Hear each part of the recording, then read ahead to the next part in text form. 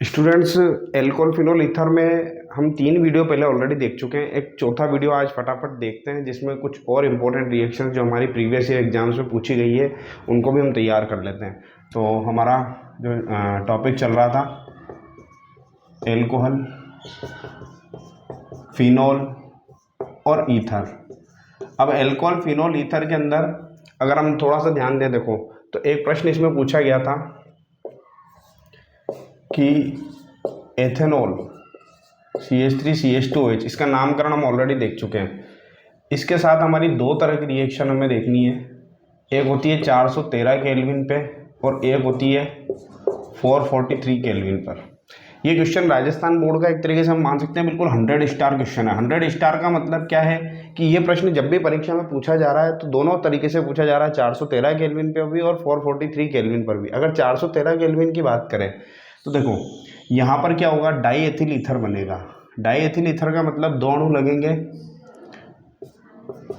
CH3 CH2O। Ether में हम जानते ही हैं ऑक्सीजन बीच में होता है और CH3।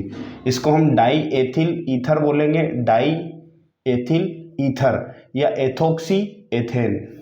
तो हम इसके दोनों नाम देख सकते हैं, या तो एथोक्सी एथेन या डाई एथिल ईथर।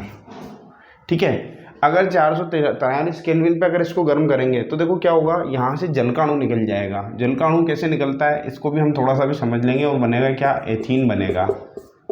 अभी कैसे बना है इसको भी हम दोनों को देख लेते हैं। देखो क्या हुआ है, अगर इसको समझना है तो हम ऐसे समझ सकते हैं, यहीं पर मैं बना देता हूँ। इसको हम थोड़ा सा ऐसे लिखते हैं, एक H को किधर लिख दें, नीचे, इस CH2 को इधर लिख दो, OH को किधर लिख दो, घुमा करके इधर। ये जल का अणु क्या हो गया, H2O निकलेगा, तो क्या बन जाएगा, एथीन। इसी तरीके से अगर हम बात करें तो एक जल का अणु यहाँ पर निकलेगा तो किस तरीके से बनेगा, अगर इस वाली ऊपर वाली रिएक्शन को देखें तो CH3 CH2OH और एक और को घुमा करके लिख देते हैं CH3 CH2OH। अगर यहाँ से जल का अणु यहाँ भी निकल जाए तो ये क्या बन जाएगा, डाई एथिल ईथर। और अगर सिंगल अणु में से ही जल का अणु निकल जाए तो क्या बन जाएगा, एथीन।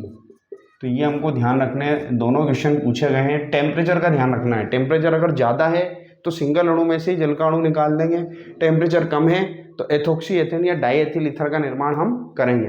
ठीक है, एक क्वेश्चन ये है जिसको आप नोट कर सकते हैं।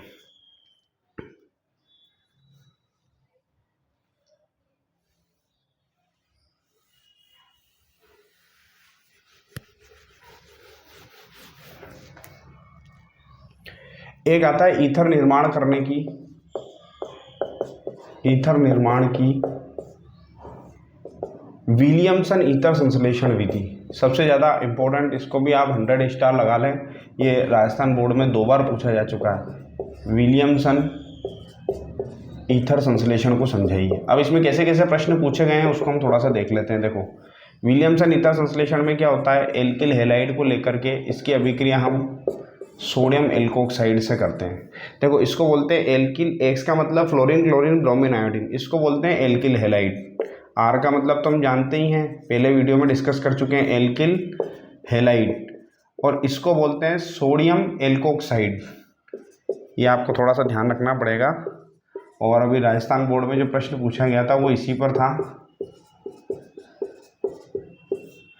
अब देखो यहाँ से क्या होगा, Na और X ये निकल जाएगा और ये कहाँ पे आगे जुड़ जाएगा, इस पर, तो R-O और ये क्या है R, ये यहाँ जुड़ जाएगा तो क्या बन गया, ईथर। और साथ में क्या निकल जाएगा, NaX, तो ये हमारा क्या बन जाएगा, ईथर। अब जो परीक्षा में प्रश्न पूछा गया था, या तो प्रश्न आता है विलियमसन ईथर संश्लेषण को समझाइए, तो हमें ये रिएक्शन लिखनी है।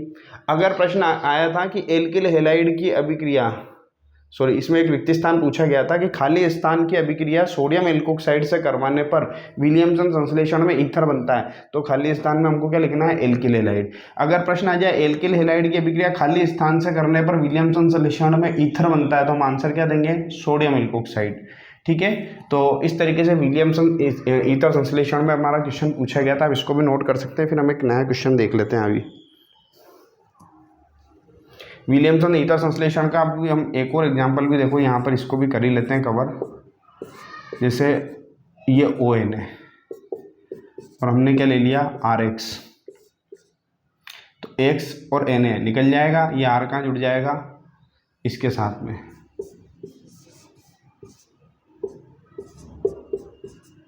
ये हमारा क्या बन गया, phenyl alkyl ether, phenyl alkyl ether, phenyl और एल्किल ईथर, तो एल्किल फेनिल ईथर बन गया हमारा। या अब इसको हम क्या बोल सकते हैं, एल्कोक्सी बेंजीन, क्या बोल सकते हैं, एल्कोक्सी बेंजीन। ठीक है, तो ये हमारा ध्यान रखना है हमको। तो यहाँ पर भी वही सेम, NX जो है वो बाहर निकल जाएगा, Na और X, तो ये R कहाँ जुड़ जाएगा यहाँ पर। तो ये क्वेश्चन भी हमको ध्यान रखना है, एल्कोक्सी बेंजीन बिल्कुल इसी से मिलता हुआ उदाहरण है, तो इसको भी आप उतार सकते हैं।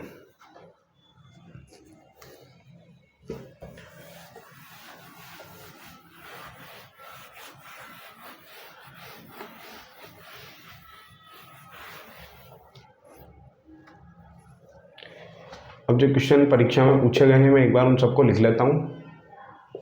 अभिक्रिया को पूर्ण करना था, प्रश्न आया था अभिक्रिया को पूर्ण कीजिए, क्या क्या पूछी गई थी वही वापस रिपीट कर लेते हैं। CH3CH2OH 413 kelvin question mark. B वाला पूछा है CH3CH2OH 443 केल्विन क्वेश्चन मार्क। सी वाला क्वेश्चन पूछा है ईथर के ऊपर CH3 का होल थ्राइस COH, इसकी अभिक्रिया हमें करनी है HI के साथ में। सॉरी, इसको यहाँ पर CH3 ईथर की अभिक्रिया हमको करनी है, तो क्या क्या प्रोडक्ट बनेंगे। इसी तरीके से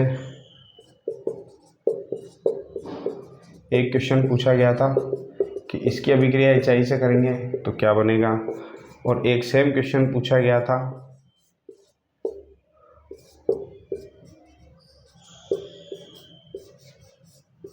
इसकी अभिक्रिया भी HI से करेंगे तो क्या बनेगा। देखो ये पांचों ही क्वेश्चन अपने आप में बहुत इंपॉर्टेंट है, और एक अभी जो हमने लास्ट डिस्कस ही किया था, और इसकी अभिक्रिया अगर हम RX से करेंगे तो क्या बनेगा। ये तीनों रिएक्शन अभी हम ऊपर देख चुके हैं, ये सभी बोर्ड एग्जाम में पूछे गए थे। जैसे अगर हमें याद है एथेनॉल 443 केल्विन पे लेंगे तो हमें पता है क्या बनेगा, डाईएथिल ईथर बनेगा, अभी डिस्कस किया है। 443 केल्विन है तो इसी में से जल का अणु निकल जाएगा, OH और H निकलेगा, तो यहाँ क्या हो जाएगा, डबल बॉन्ड लग जाएगा, CH2 double bond CH2 plus H2O बन जाएगा। यहाँ इंपॉर्टेंट है, अगर HI के साथ रिएक्शन करते हैं तो देखो अभी हम मैकेनिज्म पे नहीं जाएंगे, वरना यहाँ पर 3 डिग्री कार्बोकेटायन बनता है, ज़्यादा स्थायी है, SN1 मैकेनिज्म से ये रिएक्शन होगी, लेकिन अभी हम उतना डिटेल में नहीं जाएँ। तो आयोडीन जो है वो बड़े ग्रुप के साथ जुड़ेगा, तो इसका हमें डायरेक्ट उत्तर याद रखना है। ये इसको हम थोड़ा हाथ पर खोल लेते हैं इसके, बिल्कुल CH3 और यहाँ पर हमारा क्या जुड़ जाएगा, प्लस के साथ माइनस, तो आयोडीन, और बचेगा क्या, CH3OH, तो ये क्या बन जाएगा, CH3OH। अब इसी तरीके से अगर हम यहाँ पर बात करें तो ये SN2 मैकेनिज्म को फॉलो करता है, तो छोटे ग्रुप के साथ यहाँ आयोडीन लगेगा और ये किस में बदल जाएगा, OH में, तो यहाँ हमारा बनेगा प्रोडक्ट CH3I। देखो परीक्षा के अंदर बिल्कुल प्रश्न ऐसा का ऐसा ही आने वाला है, तो हम अभी ज़्यादा मैकेनिज्म पे नहीं जाए, जिनको केमिस्ट्री का ज़्यादा अनुभव नहीं है वो इन क्वेश्चंस की डायरेक्ट प्रैक्टिस कर ले, क्योंकि ऐसा का ऐसा ही प्रश्न हमारा रिपीट हो जाएगा। इसी तरीके से यहाँ पर एक फिनोल बन जाएगा, तो आयोडीन इसके साथ जुड़ जाएगा।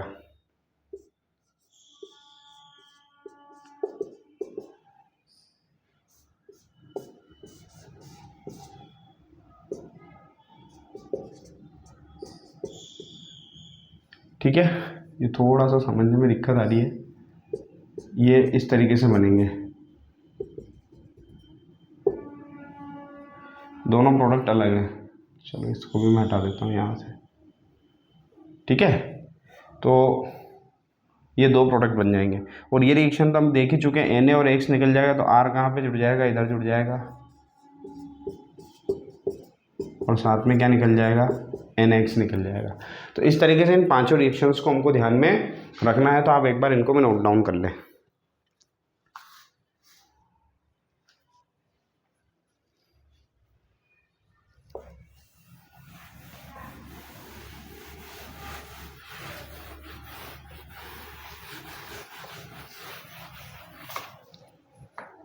एक क्वेश्चन है, एनिसोल की अनुनादी संरचना है।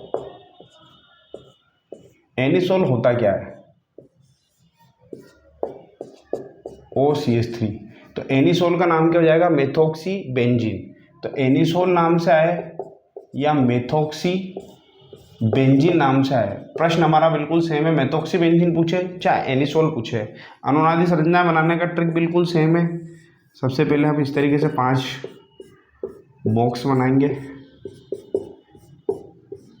जैसा हम हर बार करते हैं, और जो हमने फिनोल में बनाया था सेम डिक्टो हमें वही काम करना है। ठीक है, अब वापस क्या करना होता है, सब पे OCH3 लिख दो।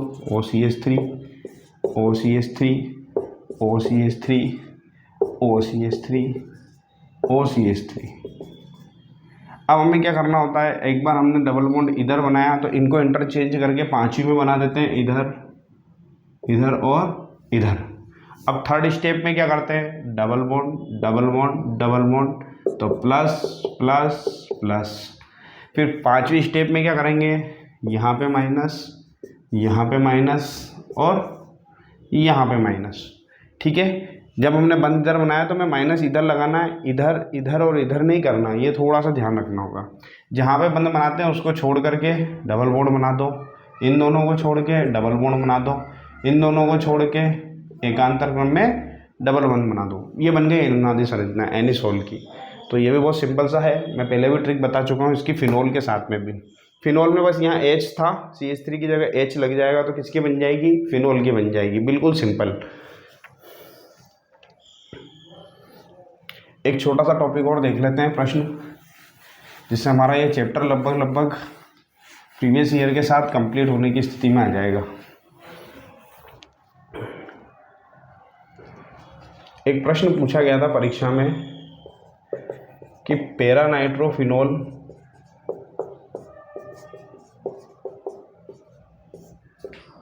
ऑर्थो नाइट्रोफिनोल से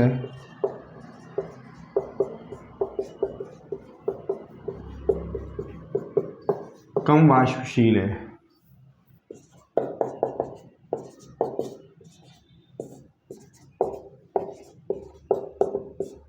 क्यों? देखो इसको समझते हैं पहले, पैरा नाइट्रोफिनोल और ऑर्थो क्या होता है। तो फर्स्ट केस देखते हैं ऑर्थो नाइट्रोफिनोल का। ऑर्थो, फिर इसकी मैं आपको एक ट्रिक भी बताऊंगा ज़बरदस्त, 10 स्टार लगा लें, 100 तो नहीं, लेकिन ट्रिक भी बताऊंगा। हम इसकी क्या एक ट्रिक भी देखेंगे इस तरह के प्रश्नों की। ऑर्थो नाइट्रोफिनोल,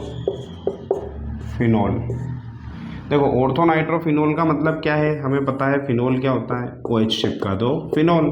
ऑर्थो स्थिति पे NO2 लगाएंगे तो क्या बन जाएगा, ऑर्थो नाइट्रोफिनोल। तो ये ऑर्थो, ये NO2, इसको हमने इस तरीके से लिया। देखो हाइड्रोजन बंध क्या होता है, हाइड्रोजन और ऑक्सीजन के बीच में ये बंध बन गया, एक ही अणु पे बंध बना है, तो इसको बोलते हैं अंत आणविक हाइड्रोजन बंध। इसको क्या बोलेंगे, अंत आणविक हाइड्रोजन बंध। और इसी तरीके से एक और केस हम देख लेते हैं यहीं पर, पैरा नाइट्रोफिनोल। किसका देखेंगे, पैरा नाइट्रोफिनोल। पैरा नाइट्रोफिनोल के अंदर हमें क्या करना है, देखो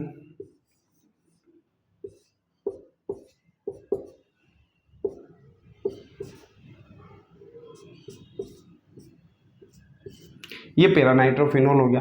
अब इसके पास में हम मान लेते हैं एक और पैरा नाइट्रोफिनोल का अणु ले लेते हैं।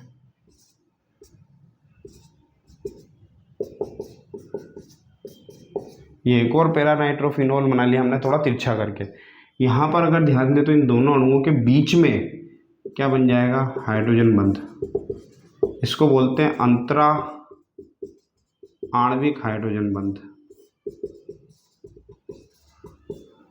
जब दो अणुओं के बीच में हाइड्रोजन बंध बनता है तो संगुणन ज़्यादा होता है। संगुणन ज़्यादा होगा तो ये वाष्पशील कैसे हो जाएंगे, कम।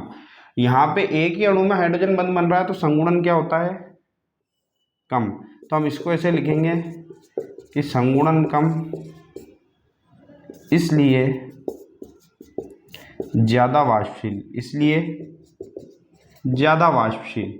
यहाँ हम क्या लिखेंगे, संगुणन ज़्यादा इसलिए कम वाष्पशील। अब इसका ट्रिक क्या है, जब भी कोई ऐसा प्रश्न आए कि क्वथनांक क्या है, गलनांक क्या है, या कम है ज़्यादा है, हमें ध्यान रखना है जिसका क्वथनांक हमें ज़्यादा करना है या जिसका गलनांक हमें ज़्यादा करना है उसमें एक चीज़ चिपका दो, अंतराण्विक हाइड्रोजन बंध ज़्यादा होता है, अंतराण्विक हाइड्रोजन बंध ज़्यादा होता है। जिसका हमें ये चिपकाना है कि भैया अंतराण्विक हाइड्रोजन बंध है तो संगुणन कम होगा इसलिए ज़्यादा वाष्पशील होगा, ये बस हमें ध्यान रखना है। तो ये क्वेश्चन भी हमने कवर कर लिया। इसके अंदर अब और भी कुछ छोटे मोटे क्वेश्चन रह गए हैं प्रीवियस ईयर के, तो हम अभी नेक्स्ट वीडियो में बहुत जल्दी इनको भी डिस्कस कर लेंगे, आप इसको समझ सकते हैं।